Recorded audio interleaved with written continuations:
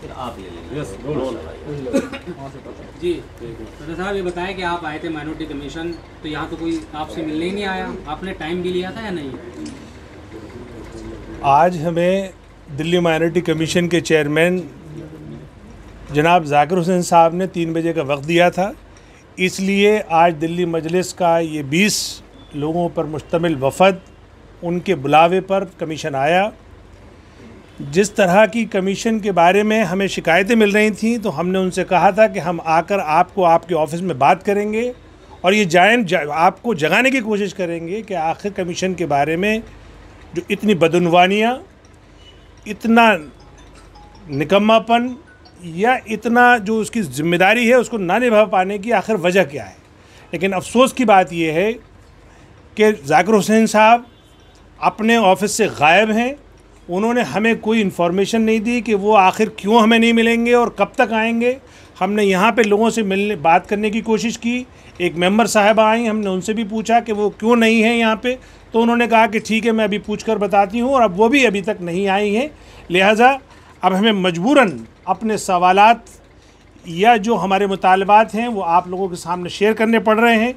अफसोस की बात यह है कि ये जो सरकार है, केजरीवाल सरकार, जो पारदर्शिता के नाम पर सरकार में आई थी, उसका ये नारा था कि आखिर हम जो है अब जो गवर्नेंस में पारदर्शिता लाएंगे, लेकिन आज उनकी गवर्नेंस का हाल ये है कि उनकी सरकार का एक कमीशन का चेयरमैन टाइम देकर सवालों का जवाब न देते हुए, उनका सामना न करते हुए वो गायब है।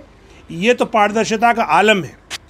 लेकिन सवाल ये है कि जो पुराने कमीशन की रिपोर्ट है, जो पुराना कमीशन था, उनकी जो कारकर्दगी थी, उनके 3-4 काम नुमाया थे। एक तो ये कि उन्होंने 2019-20 की रिपोर्ट शाये की। उस रिपोर्ट में सारे काम उन्होंने तफसील से बताया कि आखिर कमीशन ने क्या काम किया। उसके बाद जो दिल्ली दंगे हुए उसकी भी उन्होंने बाकायदा एक फैक्ट फाइंडिंग कमेटी बनाकर और उसकी पूरी रिपोर्ट शाये की, और वो रिपोर्ट ये है। इसके बाद उन्होंने जो दिल्ली के मुसलमानों का सोशियो इकोनॉमिक स्टेटस है उसकी भी रिपोर्ट उन्होंने शाये की, और दिल्ली में जो कब्रिस्तान के हालात हैं उसके बारे में भी रिपोर्ट शाये की। और उन रिपोर्ट के बाद जब ये जाकिर हुसैन साहब कमीशन के जाकिर खान साहब इस कमीशन के चेयरमैन बने हैं, तब से ना तो वो कोई रिपोर्ट उन्होंने अभी तक शाये की है, न ये बताया कि जो दिल्ली दंगों की रिपोर्ट थी उसको सरकार ने क्यों नहीं माना, क्यों दिल्ली सरकार ने आखिर उस फैक्ट फाइंडिंग रिपोर्ट को हाई कोर्ट में पेश नहीं किया, चैलेंज नहीं किया। तीसरी बात, जो रिपोर्ट पुराने कमीशन ने छापी थी उसको छापने वाली कंपनी को भी पेमेंट नहीं करी है इस कमीशन ने। ये कमीशन अपने तो तमाम सारे काम कर रहा है, चाहे उसके खाने पीने पे खर्च हो या उसके रखरखाव पे खर्च हो, जो लाखों में खर्च है, लेकिन ये रिपोर्ट जो कहीं ना कहीं माइनॉरिटी की जो स्थिति है उसको दर्शाती है, उसकी पेमेंट तक इस कमीशन ने नहीं की।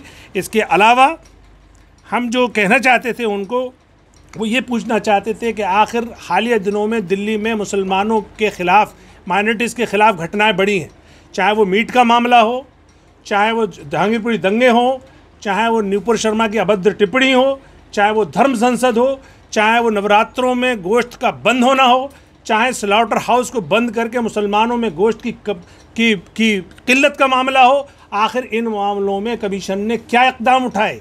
क्या कोई नोटिस जारी किया? अगर नोटिस जारी किया और उसको फिर कमीशन का क्या फॉलोअप है?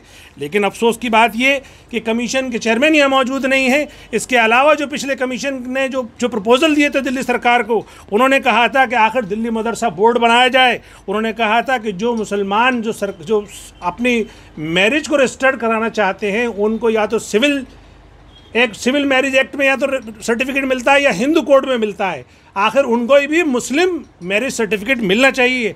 उन्होंने बाकायदा इसका भी कहा था कि जो दिल्ली की मसाजिद हैं उनमें जुमा बंद नहीं होना चाहिए। लेकिन हालिया दिनों में हमने ये देखा है कि दिल्ली की 16 मसाजिद में जो प्रोटेक्टेड मोनूमेंट में आती हैं उनके अंदर जुमा बंद कर दिया गया है। लेकिन क्या कमीशन ने कोई उस पर कदम उठाया? उसकी हमें जानकारी लेनी थी। अफसोस वो मौजूद नहीं है। दूसरा, जो उन्होंने मस्जिदों का सर्वे करवाया था, 150-200 लोग लगा के कराया था, लेकिन ऐसी कौन सा खौफ चेयरमैन को आ गया कि उस खौफ के डर की वजह से उन्होंने कहा मैंने कोई सर्वे नहीं कराया, जबकि वो सर्वे मुकम्मल हो चुका है। तो हम चेयरमैन साहब से ये पूछना चाहते थे कि आखिर वो सर्वे आपने किस मकसद से कराया था? क्या ये जो दिल्ली माइनॉरिटी कमीशन है ये आम आदमी पार्टी का दफ्तर है या एक संवैधानिक संस्था है? ये बाकायदा ऑटोनोमस बॉडी है। इसका चेयरमैन किसी पार्टी का मेंबर या किसी पार्टी का एफिलिएशन उसका ख़त्म हो जाता है, उसका उत्तरदायित्व सरकार के लिए होता है और एक्ट के लिए होता है।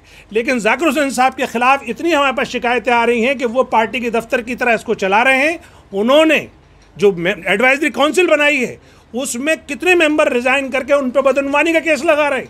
उन्होंने ये भी कहा कि जब जो मेंबर्स ने अपने खर्चे पर जो फंक्शंस कराए, सर्वे कैंप जो कैंप कराए हैं, उसका भी खर्चा जाकिर हुसैन साहब ने अपने अकाउंट में ले लिया।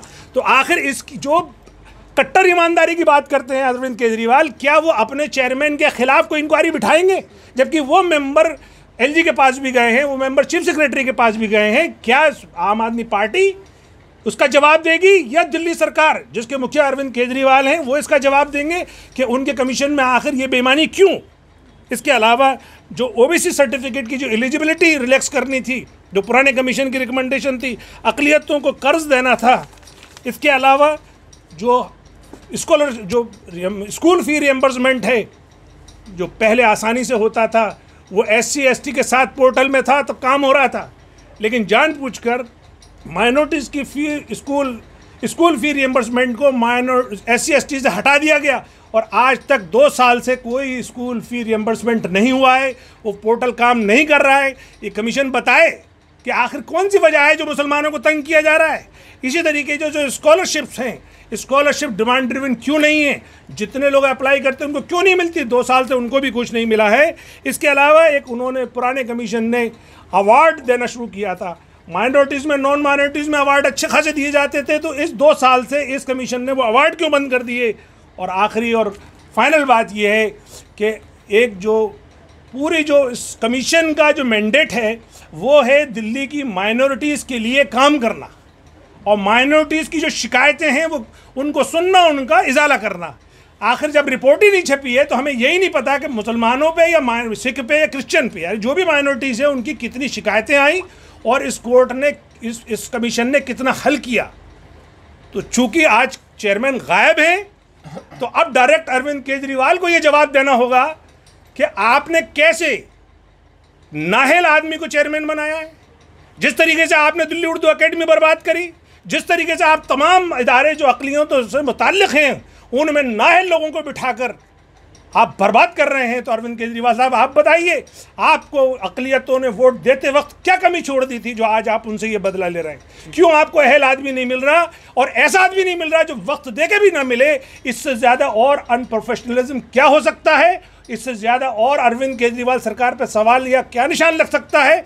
हमारी ये डिमांड है, ऑल इंडिया मजलिस इत्तेहादुल मुस्लिमीन दिल्ली प्रदेश ये आपसे डिमांड करती है कि आप हमारे तमाम सवालों के जवाब दीजिए, वरना आपको हर फोरम पे हमारा सामना करना पड़ेगा, चाहे वो लड़ाई सड़क पे हो, मेमोरेंडम पे हो या संसद तक हो, क्योंकि आप झूठ बोलकर अपनी जिम्मेदारी से बच नहीं सकते जिस तरीके से आज आपके चेयरमैन ने बचने